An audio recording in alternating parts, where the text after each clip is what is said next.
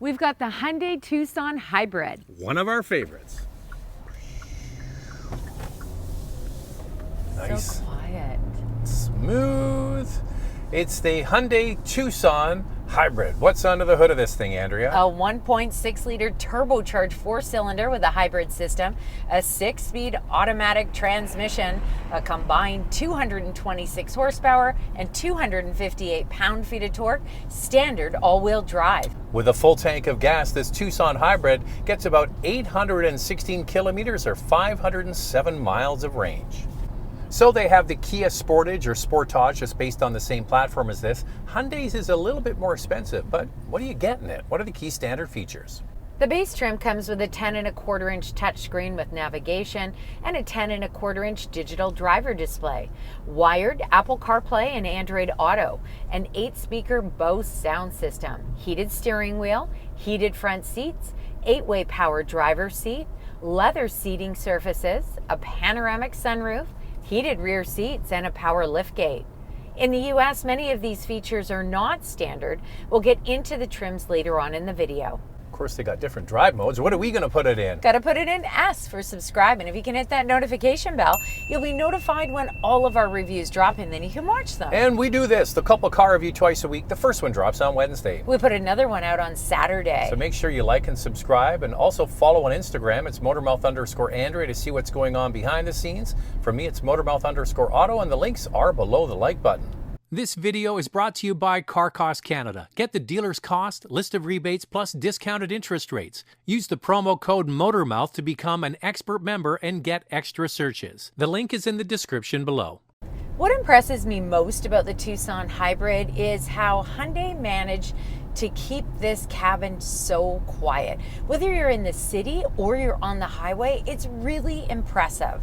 And it uses a 6-speed automatic transmission. Yeah. So if you have, say, a Ford Escape Hybrid or a Toyota RAV4 Hybrid, they use continuously variable transmissions for the most part.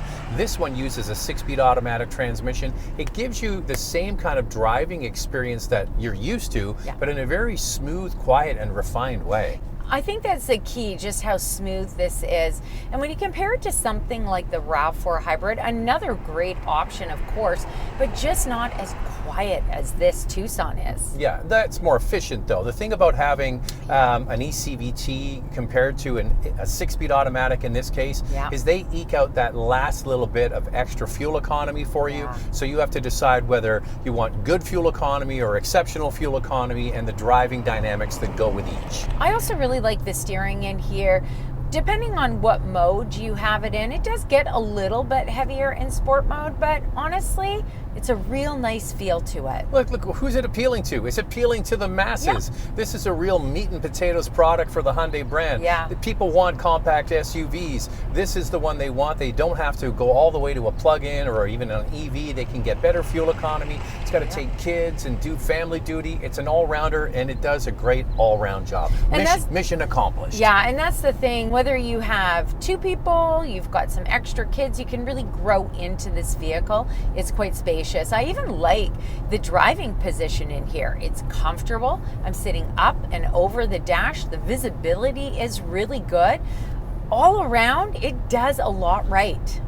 So this has been out for a couple of years now, and I think it has aged quite well in the marketplace. When it first came out with that futuristic grille with the embedded LED daytime running lights into the grille, it was quite futuristic and sharp looking, but now that it's been on the road for a couple of years, it's just like, oh yeah, there's a Tucson. This Tucson has a dark chrome grille, and it comes standard with LED headlights, available LED premium projector headlights, LED taillights. The rear has a really nice clean look to it with the wiper hidden under the rear spoiler. This comes standard with 19-inch wheels in Canada, 17-inch in the US, but available 19-inch in the US. It has a tire repair kit. So you know what it looks like on the outside. You've seen it on the road too, but you might not have looked in the window of one for a while. And this is the one area Andrea and I kind of disagree on. I think that this has been out for 2 years, and when we first saw it, we were like, ooh, look at that, big screens, all that kind of stuff. Now I think it's starting to look, it's not dated, but there are other interiors I think that do a better job. Like down the road at Kia with their Sportage, with their dual panel info and driver information cluster. I just think it looks a little more premium. Well, I think that Kia does a wonderful job for sure. Some things that I like about this Tucson infotainment screen is it's tilted slightly towards the driver, and I find it really easy to access all of those key features that you need. I do think that there's too much piano black in here. There's too much at the center console, around the screen, and then you've even got it on the doors as well. So I would like that toned down myself, like what the Santa Fe gets, something like that. I think it would look a lot better. So I just think that this is good. It's fine. There's nothing wrong with it. Like, unless it's going to do the job and you're going to be happy with it. I just think that since it's come out, there are more creative solutions to this part of the car. But the rest of it is very, very well done. Yeah. You have quite comfortable seats. We're on the top model here, and you have height adjustment, which is a nice thing. Yeah. The materials are put together well. I think they did a good job. I even like all the storage in here, whether it's at the center console. You've got a button shifter here. It's very clean. The center console does sit up a little bit higher. I find the seats are comfortable. There's plenty of thigh support. Overall, gosh, comfortable vehicle. All right, we're going to get into the infotainment screen and some changes and differences between north and south of the border coming up in Questions, Coffee, and Cars. But let's get into the different trims and what you might be looking for. Well, in the US, there's 3 trims, and in Canada, there are only 2. So obviously, you're going to get less on the base model in the US. What you really should do, if you can afford it, you've got the budget for it, move up one from the base model to get some extra features like the larger touchscreen, the larger digital driver display, and the panoramic sunroof. For the top trims, both countries get similar things like a power passenger seat, ventilated front seats, driver seat memory, a wireless charger, and a surround view monitor. Interestingly enough, in the US, the wireless charger is actually standard, but the heated steering wheel and Bose sound system are only available on the top trim. So we like a lot about this product. There's a few little niggly things, but the one thing you can't take away from this or the Kia version is the space. It's really big in the back seat. Here's me getting in. You can see quite a bit of leg room, headroom, really comfortable. And if you need to put kids in car seats in here, you're gonna have lots of space. Comparing the Tucson to competitors like the Honda CR-V Hybrid and Toyota RAV4 Hybrid, the Tucson offers some good space. Front row legroom at 41.4 inches is a little bit bigger than both of these competitors. Second row legroom at 41.3 inches is the biggest. And then when you lift the tailgate, same thing. It's got a huge cargo space, a lot of room to put strollers, golf clubs, anything you want in there. Space behind the second row at 38.7 cubic feet is large, but offers a little bit less than the CR-V. Overall cargo space at 74.5 cubic feet also falls a little bit short to the Honda, but still plenty of space. So we talked about it already. We're going to get into the differences in the screens, Navi, all of that in Questions, Coffee. Well, here it is. Time now for Questions, Coffee, and Cars. Your questions from Instagram. Any thoughts on why the Koreans haven't released a hybrid version of the Palisade or Telluride? What is the future of electrification for these larger SUVs? They're going full EV for full size. We did a quick look at the EV9 Kia. Yeah. So that's next up. That's going to be arriving this year. Yeah, end of the year. Hopefully we'll go on a drive program for that. Really looking forward to driving it. Psst. Kia, we want to go on a drive program with that. I would say that I assume Hyundai is probably getting ready to launch theirs as well, since Kia has launched theirs. No word on whether there's going to be a hybrid, plug-in hybrid Palisade or Telluride. Yeah, it would be a good candidate for it. We don't really have many. I'm trying to think of a full-size 3-row plug-in. You got to go premium, like a Volvo XC90. Aviator. The Aviator, so the premium brands. But it's really not worth it to go for a plug-in and a full size like that, because the difference to go to an EV, well, we don't know the pricing yet, is probably going to be not much in it. Yeah. No more wireless CarPlay on the lower trim. That's one reason why we went for the luxury and not the ultimate trim for 2022 version. Oh. Okay, so in the US, the 8-inch touchscreen is still standard on the base model. So wireless Apple CarPlay and Android Auto. But as we've talked about before, the larger touchscreen, it's wired. And now in Canada, that screen is standard. Oh, so they got rid of the one with the little toggle switches and all that. Oh, that's too bad. Yeah. That's the way it is. Do you want to give a quick explanation as to why there isn't? So we were wireless? told from one of the executives in Canada, the way it works is, so if you get the larger screen like the one we have here, it has onboard navigation. You don't have to use your phone, you can use the Navi in the system. Apparently the Hyundai group, which is Kia, Hyundai, and Genesis, they're fighting with Apple and Android as to who has the proprietary navigation. So Apple and Android, when you use navigation, they want it to be theirs, and Hyundai and Kia want it to be theirs. So they're at a loggerhead. Apparently that's what we've been told is the issue.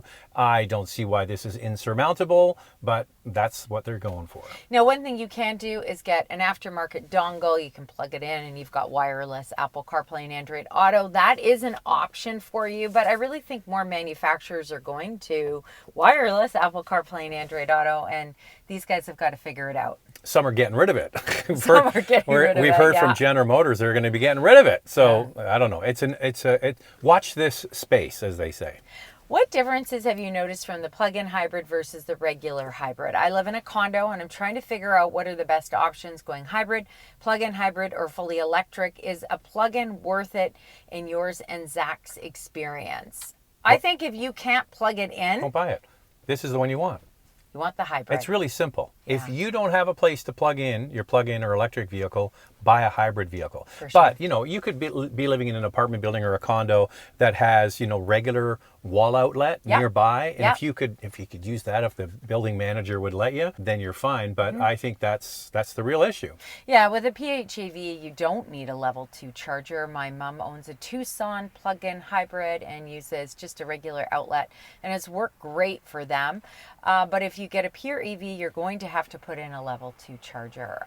I just think, you know, when you look at the difference in prices between hybrids and plug-in hybrids, if they're over 50 kilometers of range, qualify in Canada for the EV rebate of $5,000. So sometimes they work out to be a better price. Yeah, if you can get one.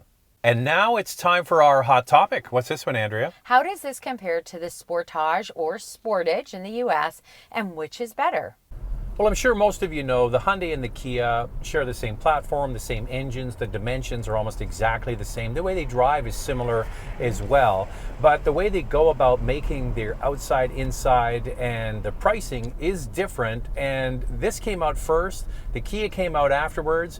I prefer the looks of the Sportage or Sportage. I prefer the dash. We talked about the dual panel screens already. What about you? Yeah, I think it's just a personal choice. Like you said, they really handle very similarly, and also the cabin remains very quiet in both. But what's your favorite look? I mean, I really like the look of the Sportage exterior wise. I think it's pretty cool.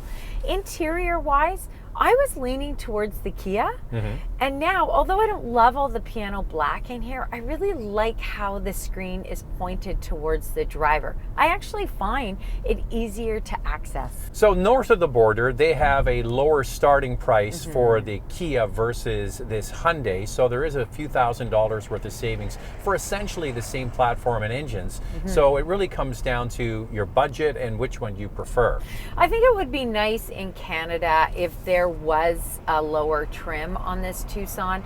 I mean, some people just can't afford to get into this at over $42,000. It'd be nice to see something under 40. Even if you get less features, at least you can get into a hybrid like Kia and Toyota both offer. Yeah, and also this size of vehicle. I mean, this is really appealing for moving people around. For so sure. If you want a larger compact, this is definitely one to get. All right, so what is the official fuel economy and more in our vital stats? Let's start with pricing. In Canada, the Tucson Hybrid starts at just over $42,500.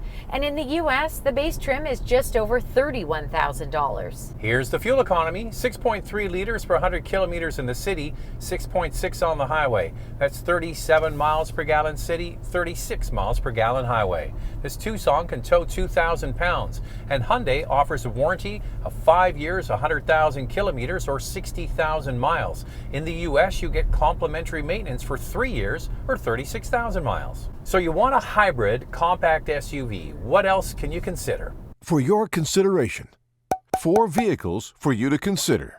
Up first is the Kia Sportage Hybrid with the same powertrain as the Tucson Hybrid, but a lower starting price of just over $39,000. The King, the Toyota RAV4 Hybrid with a 2.5-liter four-cylinder with an eCVT and Toyota's hybrid Synergy drive, 219 horsepower, and a starting price just under $38,000. The Honda CR-V Hybrid with a 2-liter four-cylinder Atkinson cycle engine with Honda's new 4th-generation hybrid system. It has a combined 204 horsepower and a starting price just over $51,000. The Ford Escape Hybrid with a 2.5-liter four-cylinder and Atkinson cycle powertrain, 200 horsepower and a starting price $43,500. So there are 4 hybrids for you to consider. Lightning round. 2 things we like, 2 things we'd like to see improved. Well, I really like the way this handles. It's super refined. I think the size is appealing to most people. I'd like to see less piano black in here. We talk about it all the time. How about that wireless Apple and Android? The Tucson Hybrid, it doesn't disappoint. It does everything really well. Smooth and quiet. This video is brought to you by Car Cost Canada. Get the dealer's cost, list of rebates, plus discounted interest rates. Use the promo code Motormouth to become an expert member and get extra searches. The link is in the description below.